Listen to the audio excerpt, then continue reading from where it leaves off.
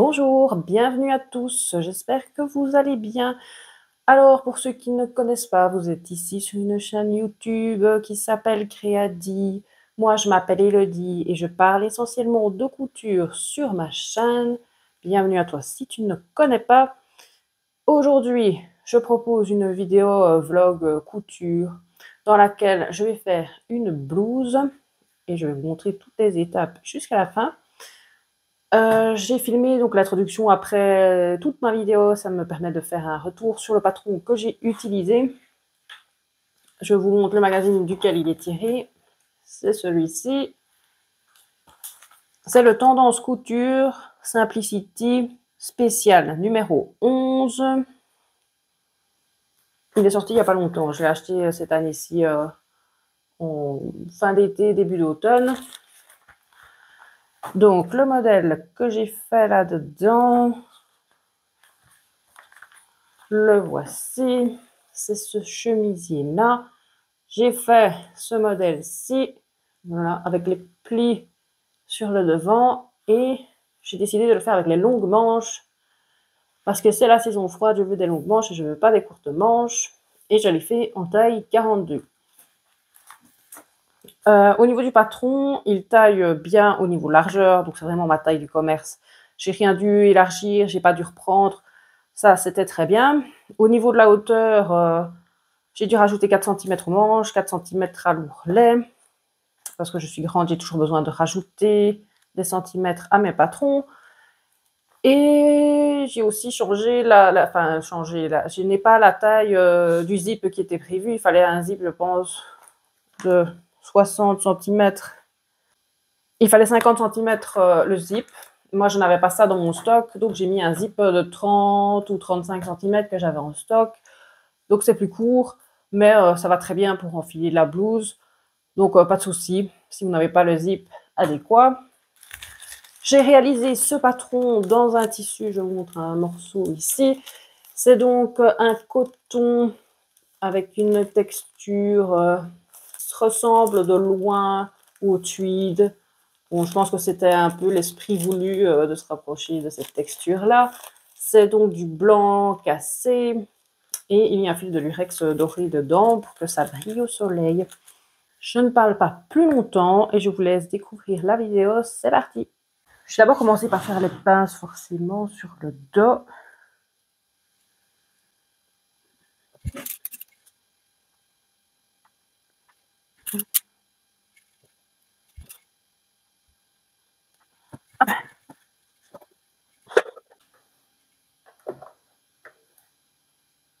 Ok. La machine est réglée sur 3,5 de longueur de point. On y va.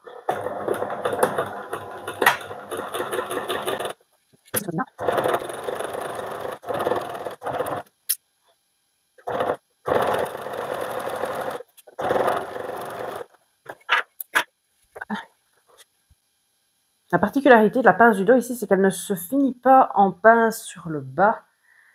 Elle est directement finie à l'ourlet. Je ne sais pas si c'est très clair. Voilà. On va vers l'autre. Hop. Je travaille sur l'envers forcément.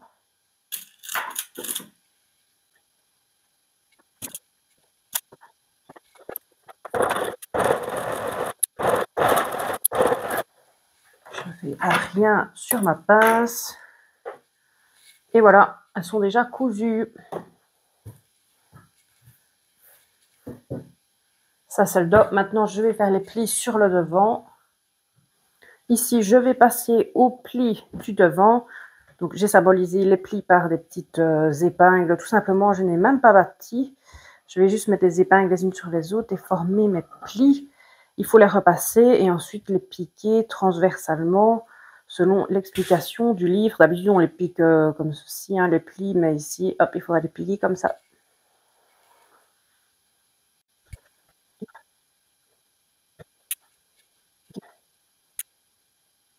Voilà, déjà 2 le fait. Le suivant. Hop, j'ai déjà préparé mon fer à repasser pour l'étape d'après.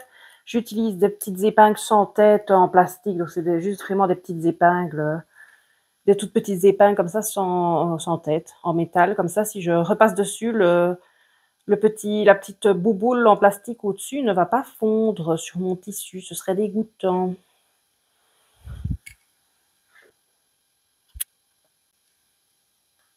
On va pas prendre la table à repasser avec.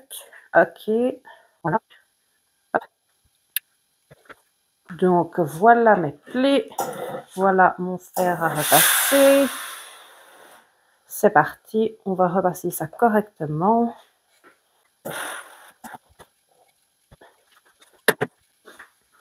Hop, tant que j'y suis, je vais repasser mes pinces du dos. Comme ça, c'est fait. Je les repasse vers le milieu dos.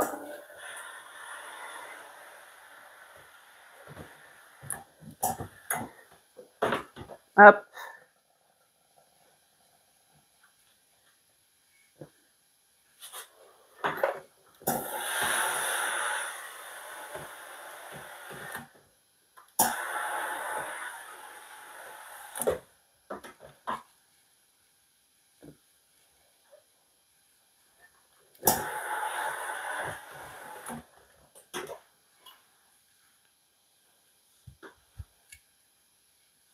Le dos, je le mets de côté.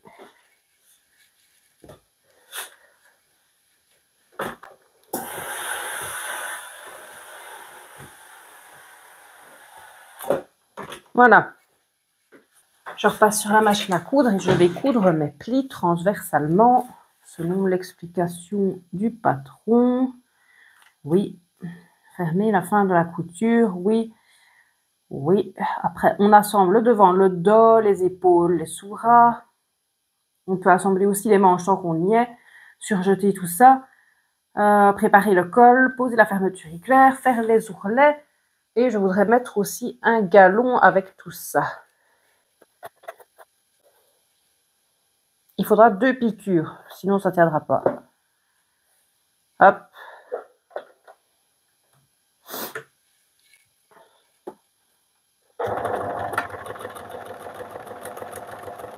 J'évite en piquant de tomber sur mes épingles pour ne pas casser ces épingles-là en deux et détruire mon aiguille de machine et détruire ma machine par la même occasion.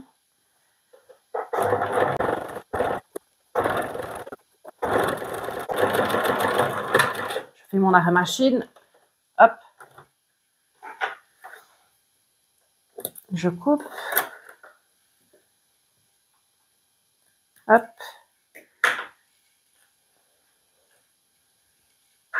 Je vais refaire une piqûre à peu près 1 cm de la première, bien parallèle.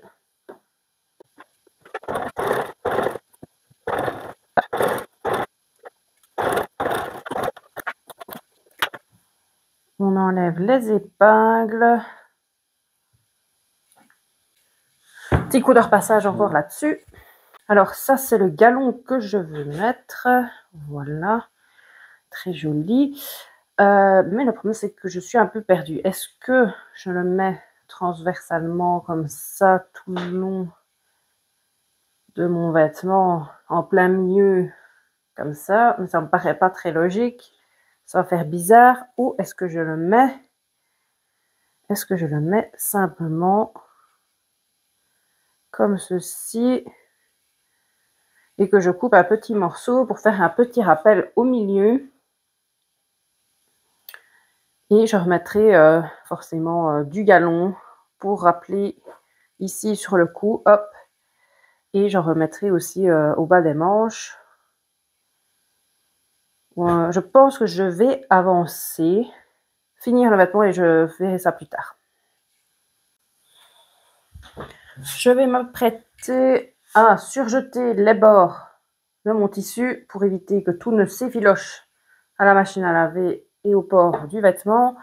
Et ensuite, je vais faire tourner mon épingle, oui, mais après ça, je vais ouvrir mes coutures au fer et donc aplatir couture ouverte. Pour les gens qui savent coudre, c'est pas très intéressant ce que je fais, c'est vraiment basique. Mais peut-être que pour ceux qui n'ont jamais vu, qui n'ont jamais fait, hop, vous allez voir, la machine fait un bruit de marteau-piqueur là. Oui, on est parti.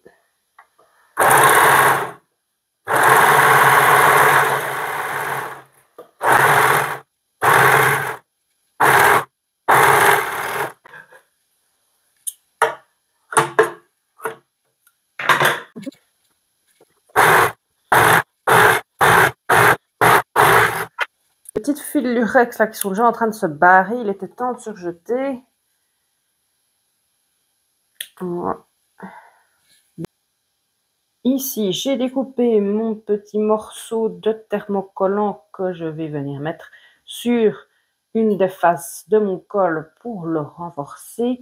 Et je vais également repasser couture ouverte, les coutures préalablement cousues et surjetées. Je prends un vieux morceau de papier comme ceci, de papier de coupe, et je vais venir le mettre entre mon fer à repasser et mon col pour ne pas que le thermocollant n'aille coller ni sur ma table à repasser en dessous, ni sur la semelle de mon fer à repasser, parce que ça fait des traces dégoûtantes après. Et là, j'attends, j'applique la pression, la chaleur pendant quelques secondes sur chaque petit morceau de mon col. Alors, il existe des presseuses où on met tous ces morceaux d'un coup, on ferme tout 10 secondes après, c'est fini. Mais moi, malheureusement, j'en ai pas. Donc, je suis obligée de passer mon temps comme ça chaque fois.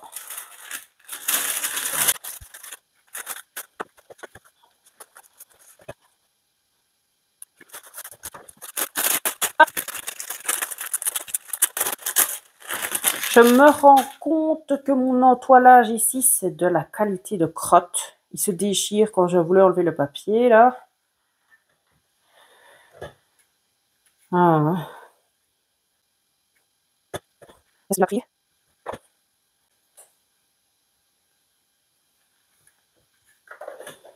Encore un peu ici.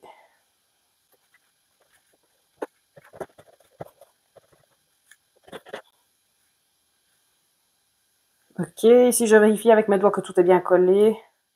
Parce que je suis un peu obsessionnelle sur les bords, donc j'aime bien vérifier que tout soit collé comme j'ai décidé. Ok, c'est fait. On va repasser les coutures ouvertes, tout simplement. Hop. Comme le modèle a un petit zip invisible, je dois d'abord mettre une bande ici de thermocollant sur l'envers de la couture milieu dos pour pouvoir aisément piquer mon zip. Sinon, c'est possible de le faire, mais c'est plus compliqué. Ici, j'ai simplement coupé deux bandes de thermocollant habituelles. Je sais qu'il existe des thermocollants exprès avec une trame, une chaînette au milieu, mais moi, j'en ai pas. Donc, j'ai toujours fait comme ça depuis des années et ça marche très bien. On est dans l'essayage intermédiaire du machin. Franchement, c'est pas mal. Donc, j'ai mis une seule manche. Je n'ai pas mis la deuxième. C'était vraiment pour voir s'il fallait reprendre un peu les côtés, reprendre un peu tout ça sur en largeur. Mais globalement, ça va bien. Donc, je pense que je ne vais pas reprendre... Je pense que je ne vais rien reprendre du tout et que je peux utiliser le patron tel quel. Donc heureusement que j'ai rallongé ma manche, sinon elle aurait été trop petite. Alors j'ai pas encore fini le col. Il faut le finir.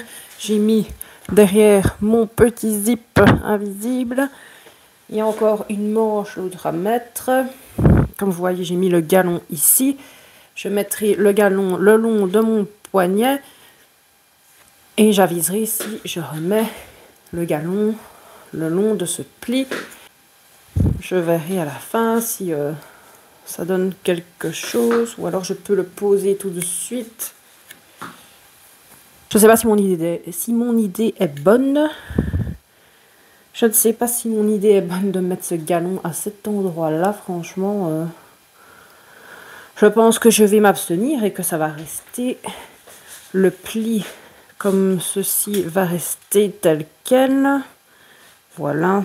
Bon, ça fait un peu ventre rebondi parce qu'il y a un pli. Et en dessous, en plus, j'ai un pantalon qui n'est pas adapté avec une grosse ceinture. Donc, ce ne sera pas porté comme ça. Voilà.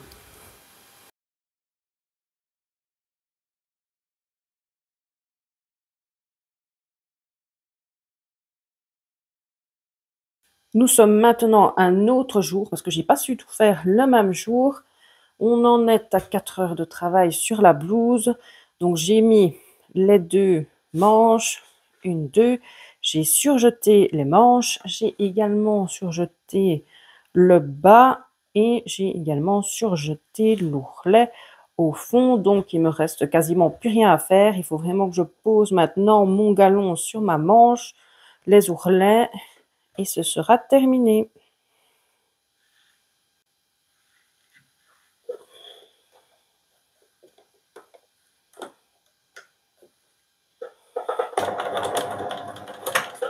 Oui, pour piquer mon galon, je vais simplement le piquer comme ça au point droit à la machine sur l'endroit. Je ne sais pas si c'est comme ça vraiment la façon dans les règles de l'art de faire, mais vu que ça a l'air d'aller en avant.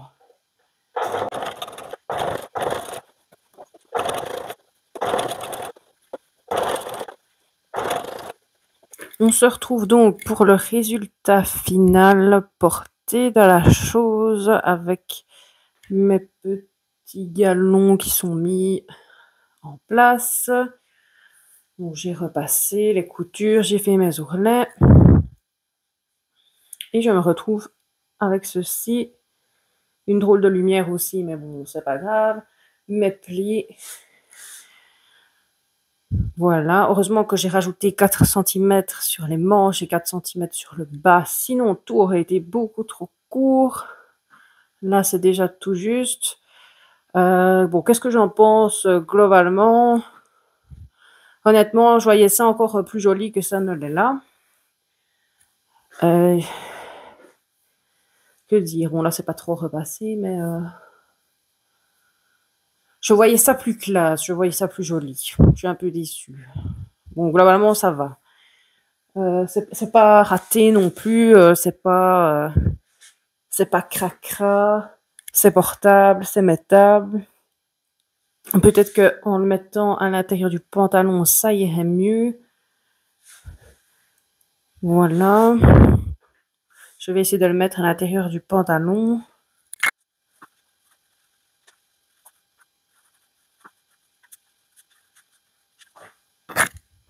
Je ne sais pas si ça donne mieux dans le pantalon ou à l'extérieur. Bref, j'ai un pantalon taille haute, un peu paperback. C'est le pantalon Harper de la maison Victor aussi, pour celles que ça intéresse. C'est ce modèle-là. Voilà.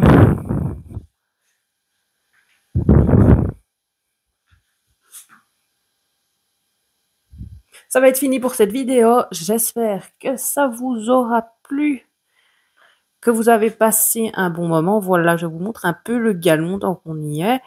Je vous montre un peu les détails.